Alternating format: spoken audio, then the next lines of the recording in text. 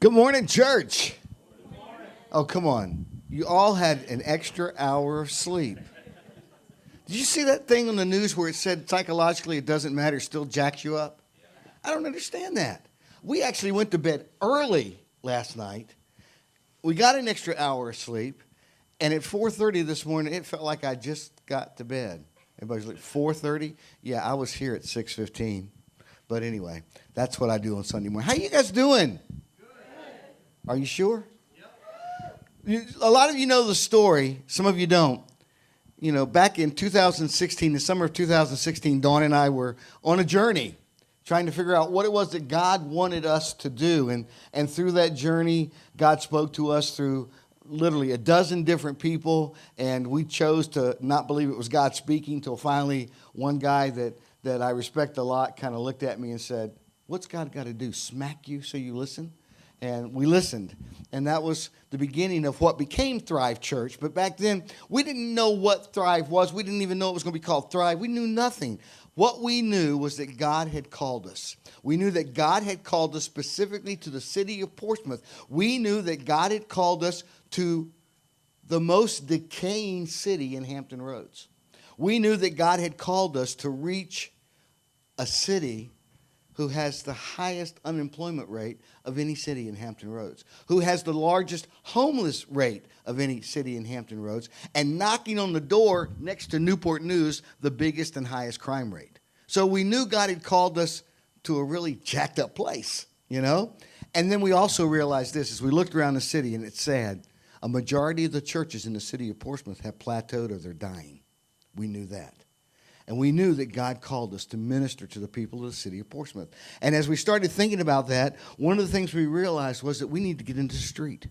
If God's called us to minister, we can't sit back on our butts and wait for people to come to us. We've got to go to the street. We've got to minister. We've got to reach out to people that really aren't that lovable, that aren't that cool, that aren't that clean, that aren't that nice smelling. Because that's where God wanted us to go, to the streets. And then I realized that my friend Joe was already doing that. And, you know, my thought was, why reinvent the wheel? Let's figure out what Joe and I can eat and sit down and talk about it. Because my philosophy has always been, if you feed me, I'll come. So we sat down and we talked. And over the course of that meal, we came to realize that God had given both of us the same passion pretty much. To help people find Jesus, to reach into the chaos of life and bring out the good here in Portsmouth. And so Joe and I decided, even before Thrive became Thrive, that whatever it was that God was calling us to do, we were going to partner and do it together. And so that's what we've been doing. We became Thrive. We started meeting in January of 2017 over at the Event Center. We invited Joe to come speak in March of that year. And Dawn and I started serving on the streets of the city of Portsmouth. We started working with the folks who were actually giving out the care packages, and I found out those care packages they've been given out to people in the city of Portsmouth for 7 years. It started with Joe and 5 packages because that's all he could afford, and finding 5 people who desperately needed them and just starting to love them. Now 7 years later, every Monday, either the team that Dawn and I lead or the teams that are on the second and the fourth Monday of the month give out 100 care packages every single Monday to people who desperately need them. So I asked Joe if he would this morning. He is the founder and the chief dream officer of Mercy Drops. If he'd come and just share his heart. Joe, come on up here, buddy.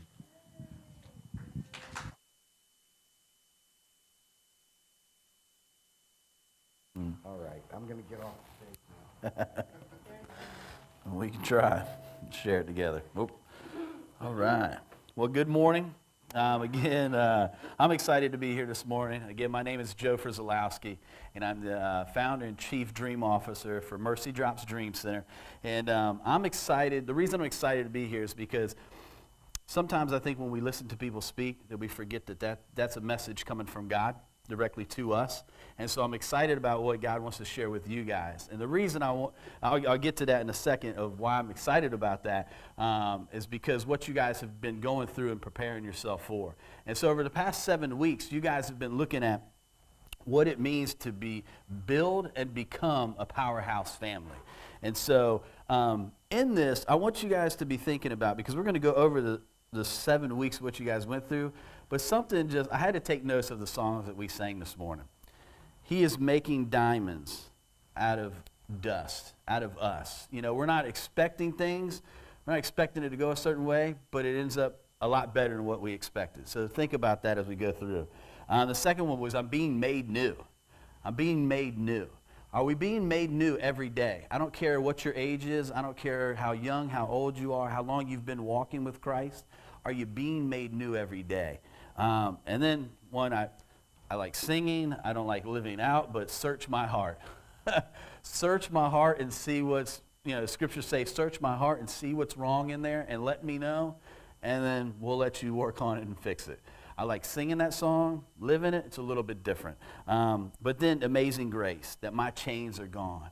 And so I love that song because I know that my chains are gone, that I can lift my hands up and I am free. And so if you're experiencing some of this, if your chains aren't gone, I hope today that maybe those chains will be gone. And so the past 7 weeks, you guys have been going through building and becoming a powerhouse family. And the first week you looked at a firm foundation, building a solid foundation. We always need a solid foundation. Then you talked about strongholds, whether good or bad, in the second week. And then the third week, you looked at generational curses. And as I explain these, you're going to see how these were alive in my life and how God has transformed my life. And so generational curses. The fourth week, you talked about speaking life, lifting up people versus tearing them down. We want to encourage people. Then the fifth week, you talked about everybody's favorite subject, forgiveness. We always want forgiveness, but we really don't want to give forgiveness. But then the sixth week talked about being all in, giving Jesus everything that you have. This sounds great, but sometimes it's the hardest thing to do is to give him everything that I got, because then I'm relinquishing me and I'm finding myself in him. And then last week you talked about life and family and God's perspective, which, as we found out last week, it's totally different than what we usually think what his perspective is. Ours is one way, and his is totally the opposite. It's like, oh, I thought it was that way. And he's like, nope, this is what I had. And so in those, what really excited me was the fact that Pastor Steve talked about last week, that he's bringing something forward, that God has laid something on his heart to go over the book of Romans starting in January. And I was like, yes, because one of my favorite verses, and the verses I'll be talking about today, is out of Romans. And in Romans, basically what it is the first 11 chapters talks about what you believe. Like, what do you believe? And it goes, there's a lot of stuff in it. But the second half, starting in chapter 12, it talks about how you're supposed to behave. Now, I don't know about you, but I don't like being told how I'm supposed to behave. I'm really experiencing that, so if you hear screaming, that is my son. My son is with us today, and so I am learning how to behave and how my son behaves as a 2-year-old. And so, what I believe and how we behave. We don't really like to be told how we're supposed to behave. But the beautiful part is what I want to share with you today is a message from God for you guys to prepare this day moving forward and be ready for when January comes. Not wait until January comes, but be ready when January comes. Okay, God, what you got? I'm ready for it. I want you to change my life. We have done what we had to do. We've prepped for this day. We're waiting, and a little eagerness, and I'll share that a little bit in the story, eagerness waiting on God. And so, but in order to do that, Pastor Steve talked about 2 questions last week. And the first one he asked is, what truth does this tell me about God, his church, and his will? If anything, you have an if question. If this is true. If this is true, what it's saying in the scripture. If this is true, then it goes on to the second question. What am I supposed to do? If that's what he says, what am I supposed to do? And then it also says, how am I supposed to respond? Now, with me, I use a different word. How I'm supposed to respond, some people can say is, hold yourself accountable to God. I've thrown in responsibility. I don't like the word accountability. That's just me. If you like it, that's okay. You can keep it. I don't. I like the word responsibility. It's my ability to respond to God. God says, it's your responsibility to respond to me. No one else's but yours. And so, in order to do that, we're going to ask those questions. So that second question is the then. If this is true, then this is what I'm supposed to do.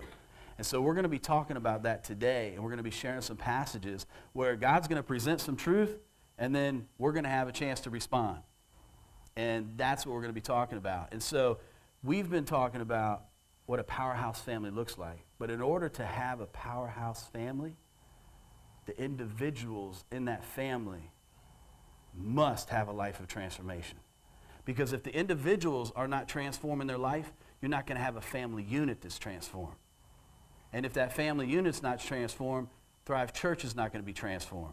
If Thrive Church is not transformed, how's the community going to be transformed? But it all starts with an individual. Because we can all say we want a powerhouse family, but I'm not willing to do what it takes to have a powerhouse family. I'm expecting you to do it.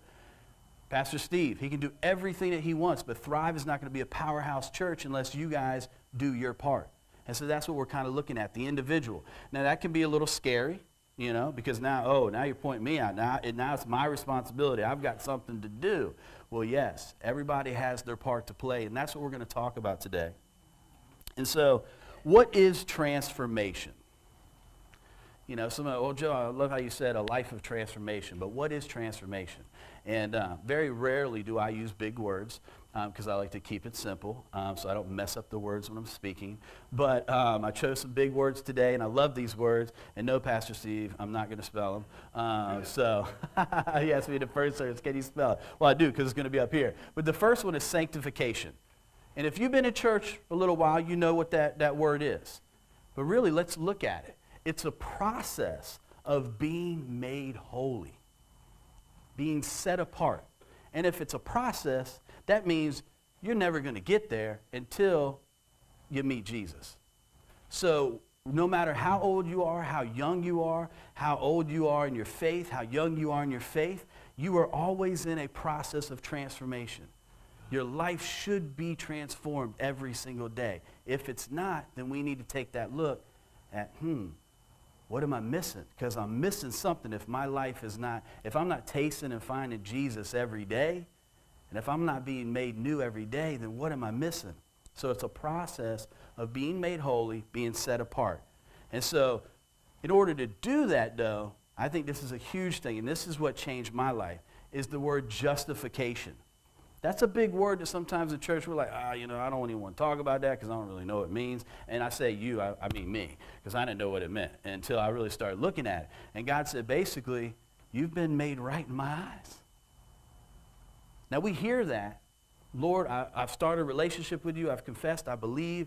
I've been made new. Yes. And then I go mess up. Oh, I'm not new anymore. No, you're new. Once and for all, I took care of you. You're made new in my eyes. You don't have to do something to be made new in my eyes. But we have that tendency to say, you know what? I think I've got to earn his love because that's what the world says. We live in a world of conditional love. And God says, no, my love is not conditional. I made you new, you're new, so let's live from there. And that makes the huge difference when you realize, you know what? I've been made new. And can you look at yourself and say, I'm new. I'm a new creation. Every day waking up, I'm a new creation. And so when knowing what transformation is, it's sanctification, it's justification, it's a process, knowing that you're made new, I want to share a little bit about my life because we're talking about individuals. The reason I share and what I'm going to share with you today has happened in my life. And the reason I talk about this is because I'm in a life of transformation. My life is being changed every day. I'm not there yet. I still have many challenges, and my wife and my son will definitely tell you, people that work with me say, yep, Joe's got some issues, but he's working through them, and he's doing them, and he's making himself aware of it. And so in my personal life, we always talk at the Dream Center about finding the forgotten, making sure they have a foundation so they can flourish in life. That happens because in my life, I did so much wrong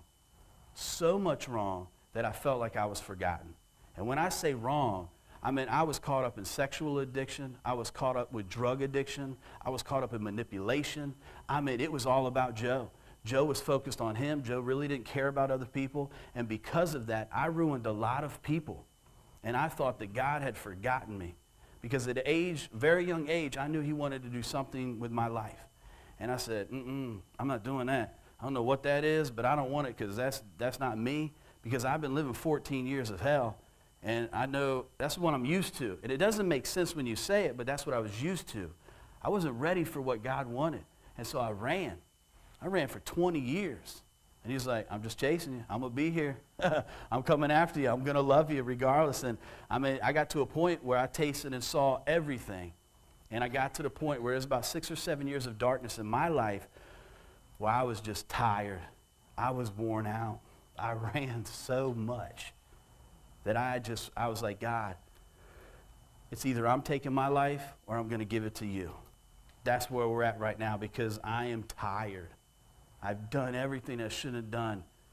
And I feel like you forgot me. He's like, nope, right here. I haven't forgotten you. Joe, I have not forgotten you. And this is what we're going to do, Joe. Because I love you so much, we're going to start to build a foundation. You know why? Because I want you to flourish. Now, at that moment, I didn't know that. I was just like, man, I need help. I need you to change my life because I'm one jacked up person. And Pastor Steve has talked about that, and I think a realization of knowing that we're messed up is a huge part of the sanctification process, but also knowing I've been made new at the same time, which is a little challenging. I know I'm made new, but I'm still jacked up. How's that, But in that, God said, this is what I want you to do. I want you to focus on 4 aspects. Now, I'm going to give them to you. Now, I didn't know at the time when he gave them to me. He was just telling me what to do, and I was just like, yes, Jesus, tell me what to do. I will do it. Let's just go, because I was just tired. And I wanted somebody else to carry me. He said, let's go. I said, all right. And so in that process of him carrying me, which I'm very thankful for, he gave me 4 aspects to look at. The first one was a spiritual aspect. He said, what I need you to know is I need you to know that I love you. And you guys talked about this last week. I chose you. I adopted you. You're in my family now. Understand that. You have been made new. You are a masterpiece created in me to do good things, and you're part of a royal priesthood. I don't know about you, but I'm like, part of a royal priesthood. Whoa, I ain't never been none part of nothing that. I was like, okay, let's try. This is nice. I was like, wow, I'm special. I got a daddy that's going to come after me and take care of me. He's going to chase me with his love. I don't know about you, but I started to like that because I've never seen that before. And I was like, I really like this. He's like, we need to change some stuff. Whoa, let me just enjoy the spiritual stuff right now. I don't really want my life to be changed. I just really like to enjoy what, you're offering. And that's the part of a personal life of transformation. But the second thing, what he wanted me to do, is he said, I need you to focus on the mental aspect, right? Because you can make a change spiritually, but if this ain't changed, life does not change. If your mental aspect, now, granted, when I said I struggle with sexual addiction, I struggled with sexual addiction. And I mentally was not all there. And the way that I did relationships was messed up. The way that I thought about people was messed up. That's why I manipulated people, because I thought that's how you're supposed to do it. The guy said, no, we gotta reboot that thing. I need to show you every single day the way that you're supposed to think. And so we don't always have it right. I don't always have it right. You guys may, but my brain is messed up, and we're working on it every single day. That's why I open up the scriptures and allow God to change me. We're going to talk about it in one of the scriptures. But the third aspect was physical. There's a physical aspect to this transformation. I can talk to you mentally. I can talk to you spiritually. We can work on that. But at some point, it's got to make a change. It's got to become, somebody's got to see this thing. Because if not, then what is it? And physically, you need to go do something. Physically, you need to take care of yourself. Physically, you need to go and do something so people can see what I'm doing in your life. I was like, okay, what does that look like? I don't know. Going down and praying for somebody, going down and loving on somebody. Okay, well, let's do that. And then the last thing was financial. And at this moment, I've blown so much money. At that point, I was like, financial, what does that have to do with anything? And he's like, well, once we get there, we'll start teaching you how to do that. Right now, we don't really have a base on that, but this is one of the foundations that we're going to work on. And so, again, I didn't know all this until I was coming out of it. I was like, whoa, that's what God did. He changed all these things. And so, for me, you may say, well, Joe, where'd you kind of get the basis of all this? And, so I want to make sure, because we're talking about the truth, and then I'm sharing the then first, and now I'm going to share the if, the truth of what this came to be. And so the first passage I'd like to look at is Matthew 22. And you may know this. We may all know it very well.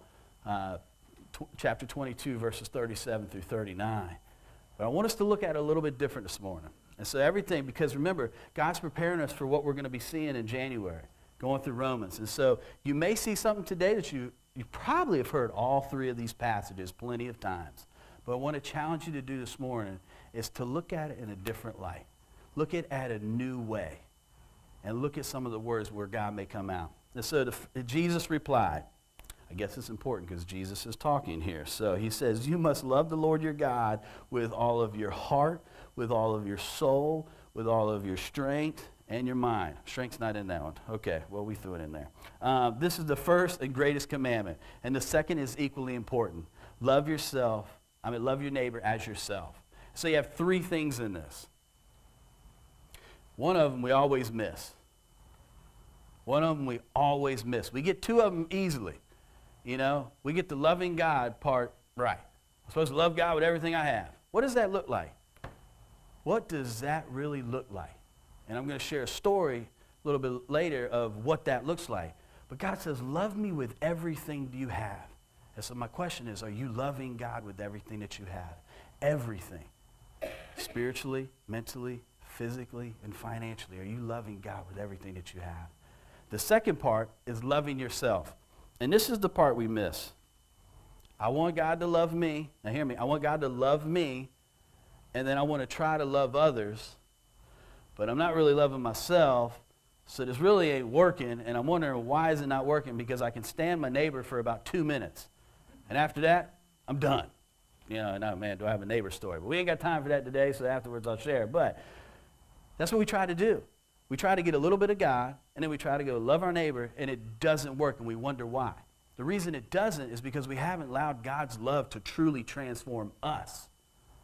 And that's the missing ingredient. We got to allow God's love to transform us where we absolutely love ourselves. Now, that's a tough thing to do. Who can stand in the mirror and say, I love myself?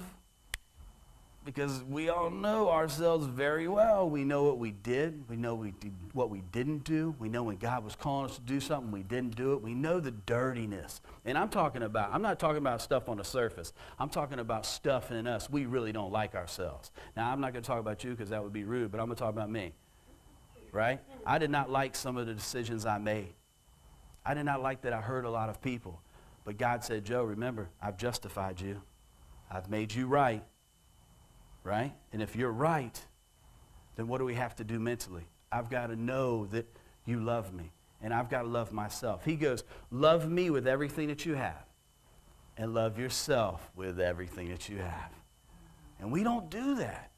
Sorry, I don't do that. I don't want to put anything on you guys. I don't love myself all the time with everything that I have.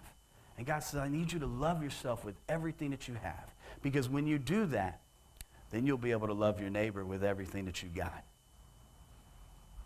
And when you do that, you will see a life being transformed. And not just for you, but it'll also be your neighbor's life that's transformed. Because they're like, why are you doing this? Really, I have no clue why I'm doing this. I'm just doing this because God loves me, and I'm supposed to love you, and I really love myself, so I'm trying to love you. I don't know how this works, but let's just do it. And they're like, sounds good to me. It's not hard. It is difficult, but it's also simple. So love God, love yourself, and love others. The second passage is in Romans, and this is Romans 12, 1 through 2.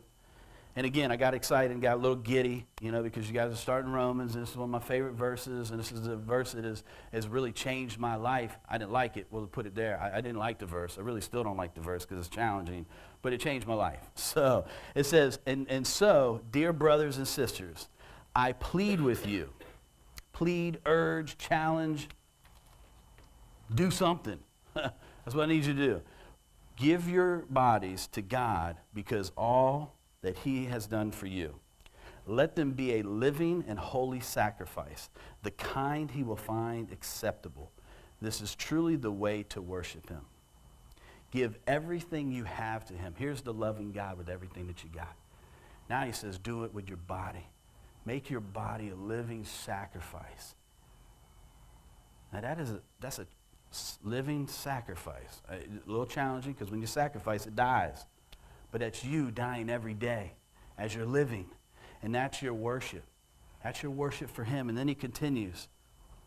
Don't copy the behavior and customs of this world, but let God transform you into a new person by changing the way you think. This is where transformation came true in my life. God said it's time for a life of transformation. I was like, oh, we're putting puzzle pieces together here. Okay, this is challenging. And he says, then you will learn to know God's will for you, which is perfect and pleasing, which is good and pleasing and perfect. And this is the question everybody has. God, what is your will for me?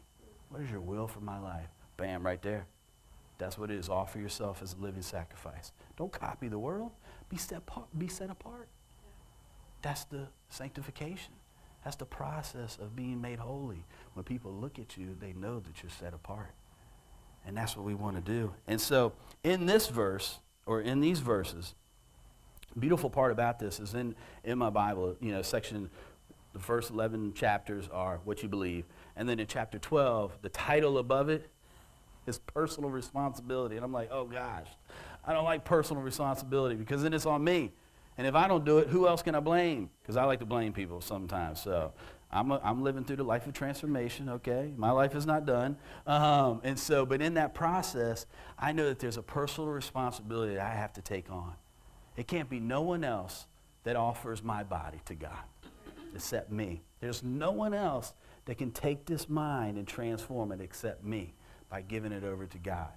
And then the second part is offer your body. Offer your body. Offer everything that you got to him. The spiritual aspect, offer your mind, offer your physically doing it, and then offer your pocketbook. We don't always want to talk about that one, but, that's what he calls us to do. Give everything that you got. Not just everything except your cash, because where do we get the money from? God gives us that, because that's the way a lot of transformation takes place. I think in the scriptures, God talks about money more than anything else. We don't really notice that sometimes. But money is important. And I didn't like talking about that when we were when I was all in my mess, because I was like, God, there ain't no money. I was like, how are we going to start that? He's like, well, we'll start with a budget of what you got, and then we'll go from there. And it's been an absolute miracle if I could show you how my life has grown financially and honoring him with it. And so these are the two main passages that have really changed my life. And so the last one is to be transformed. It says transform by the renewing of your mind. This is the epicenter right here. This is where everything starts to change. You can spiritually be affected. I can physically go out and do stuff. I can give of my money, but if my mind is not right, I'm not going to continue to do what I'm supposed to do with God. I'm not going to continue to physically do what I'm supposed to do. I'm not going to continually give financially. And these four aspects, the reason I talk about them is they have to be in some type of balance. And I don't like saying in a box, because I don't like to put God in a box or anything. But what I say is you want to keep them within a certain limit. Spiritually, you're not always going to be there. You're a human being. You're going to come across stuff that we're expecting and not expecting. And, God, I'm not there some days, and some days I'm on fire, and you're up and down. But am I in a little bit of a zone? Mentally, am I in the zone as well? I'm going to wake up, I'm going to have bad days. I'm just like, I don't want to do nothing today. I was just beat down yesterday. So we have a little balance. And then physically, man, we're going to have days where we're sick. If you're sick, I'm going to be like, don't be coming around us serving, because I don't want to get sick. But there's days where it's up and down. And then financially, it may not always be there. It may, but it may not. But what's the balance? So we're talking about keeping everything in balance. And that's what a life of transformation is keeping it all in balance. And so with all of this said, these two passages, Matthew and Romans, I just absolutely love. And God brought those to me when he was just transforming my life. And I loved it because it was just times where I was meeting with him. This next passage I want to share with you is just recently come into my life. And I think everybody's heard of this story. No ifs, ands, or buts. If you've been in church a while, you've heard of this story. And I absolutely love this story. But I read it in a different translation, and it just jumped out at me a little bit different. And so what I'd like to share about next is Luke chapter 19, verses 1 through 10. Luke chapter 19, verses 1 through 10. And so in it, it says, Jesus entered Jericho. and made his way through the town. There was a man there named Zacchaeus, and I'm going to give props out to Shelton. We were in a small group a couple weeks ago, and he's like, Joe, I don't know how to say that name, so I'm going to name him Zach. And I was like, sounds good. If you remember that, that's good. And so my man is remembering verses and scripture, so I'm okay with that. So Zach, he was the chief tax collector in the region, and he had become very rich. He tried to look at Jesus, but he was too short to see over the crowd. So he ran ahead and climbed a sycamore fig tree beside the road, for Jesus was going to pass that way. When Jesus came by, he looked up at Zach and called him by his name. Zacchaeus, he said, quick, come down. I must be a guest in your home today. Zacchaeus quickly climbed down and took Jesus to his house in great excitement and joy. But the people were displeased. We'll be talking about that in a second. Somebody's always got to be unhappy if somebody's getting something from Jesus. And so, sorry, I throw that in there. He has gone to be the guest of a notorious sinner, they grumbled. Now, we'll make the reference to the first service, but notorious sticks out here. Not just a sinner. I mean, if you're a sinner, that's pretty bad. Somebody goes, you're a sinner. I'm like, dang, man, calm down. But they come up, you're a notorious sinner. I'm like, whoa, that hurts. But he was a notorious sinner. That's what he was viewed as, and they grumbled. Meanwhile, Zacchaeus, while they're saying this, Zacchaeus stood before the Lord and said, I will give half of my wealth to the poor, Lord.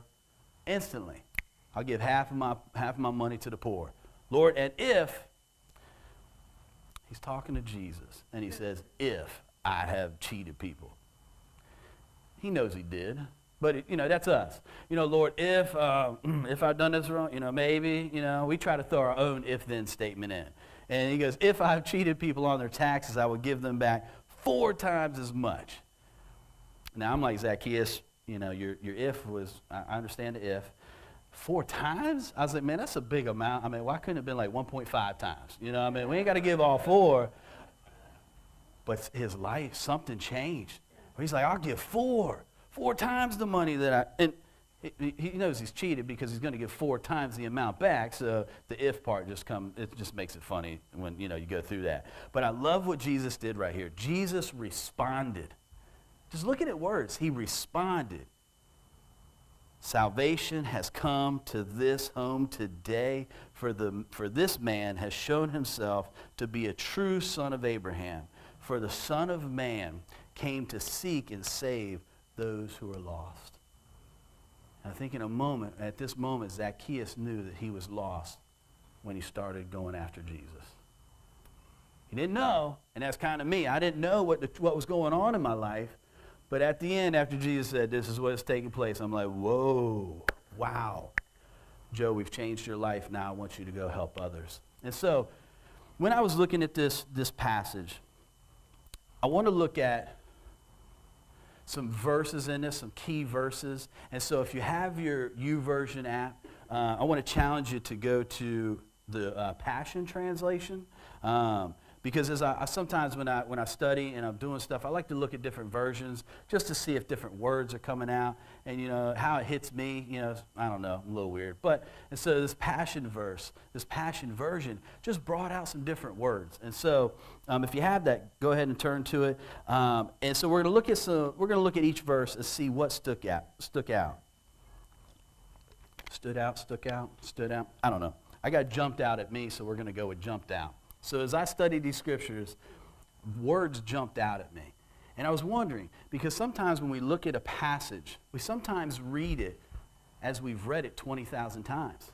But if it is new, and if it is fresh, and that's what Jesus is every day, that means these Bible verses should be new, and we should learn something fresh every time I read it. Because if not, then that is dead. And it is not, because it is fully alive. And so, as we look at this, these are the verses that jumped out at me. In the verses 1 through 3, we learn a little background of Zacchaeus. We learn he's wealthy. We learn he's a supervisor. But we also learn that he's eager. And he kept trying to get a look of Jesus. Just get a look. He was eager. Now, that word really stuck out to me because why was he eager? He was wealthy. He was a supervisor. He had position. He had a title. He had a lot of money. Why is he eager to get a look at Jesus if he had everything that he needed? Because he didn't. He had an empty spot. He was like, I've heard what Jesus is doing. I don't know what it is, but I got to get a look at this guy. I just got to get a look. And that's what stuck out at me. And so he said, I got to get a look, but it said he was very short. You know, he was challenged, right? He couldn't see over the crowds. Oh, you know what? Well, can't see over the crowds. Time to go home. See you guys later. No, because his eagerness, he was willing. This is what it did. It drove him. His eagerness to see Jesus drove him into verse 4. He ran ahead of everybody. He didn't walk. I'm going to walk ahead of everybody. No, he ran. He said, that eagerness is starting to now physically do something, and I need to run ahead of everybody, and I need to have a plan. And he said, I'm going to climb up in this blossoming fig tree. And what I love about this word, why did he need to throw blossoming in? Because in the other version, it was just a fig tree. But this one's blossoming. To me, what it did is it made me think there's a lot of branches. Now, me personally, if I'm climbing up, I really can't climb a tree. So I'm like, well, that's going to be hard for me. So, I mean, I'm challenged. But I'm thinking there's branches out, and I'm going to smack myself trying to get up in there and get a view. So he had a little obstacle in front of him. But he was willing to do it. And he was short. So well, maybe he had some climbing skills that I didn't have, but I'm just going to associate and think that he didn't have some climbing skills, but he did whatever he had to do to get up in that tree just to get a glimpse. Do we wake up every day eager to see what Jesus is doing and just to get a glimpse of what he's doing? If I could just get a glimpse of Jesus. It takes me back to the story of the lady that all she had to do is just touch Jesus' veil. If I could just, I don't even need to touch him. If I could just touch that. Is that where we are in our life? That if I could just touch, or if I could just get a glimpse, I know he's going to fill what I need. Because he didn't know. He didn't know what was going on. But this is where it changed. Jesus looked up at him. It's not like Jesus knew, it's not like he was looking all in the trees and saying, hey, he was shaking hands with people. Zacchaeus was at one spot and then ran ahead. And I've just taken a wild guess that he saw Zacchaeus running. No one else is running. He ran ahead of everybody else, climbed up that tree, and Jesus looked up at him and called him by his name. Zacchaeus. I believe at this moment, that's where his sanctification process started. Because Jesus called him by his name when everybody hated him.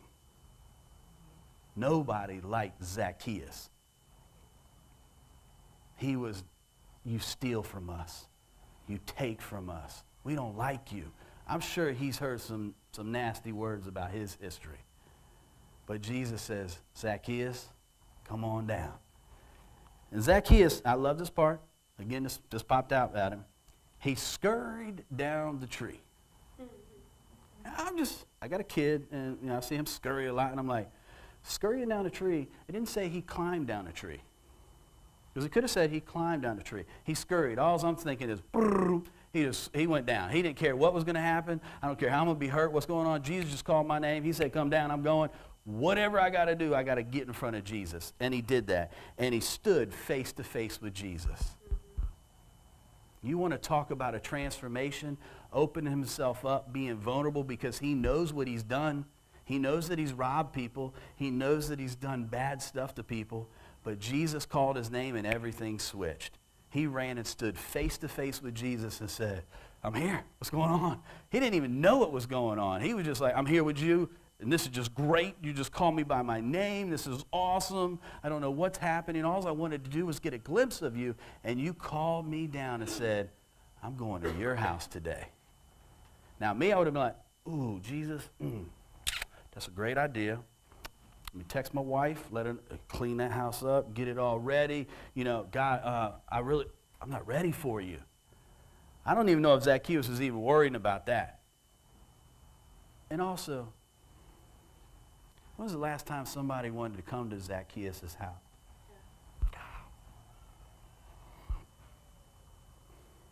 I don't think a lot of people wanted to go to Zacchaeus' house. But Jesus says, come down, we're going to your house today. Because what happened, and so as that's happening, he said, I'm going to your house. The naysayers started looking, and they started saying something. Who is he going with a sinner? Remember the word meanwhile.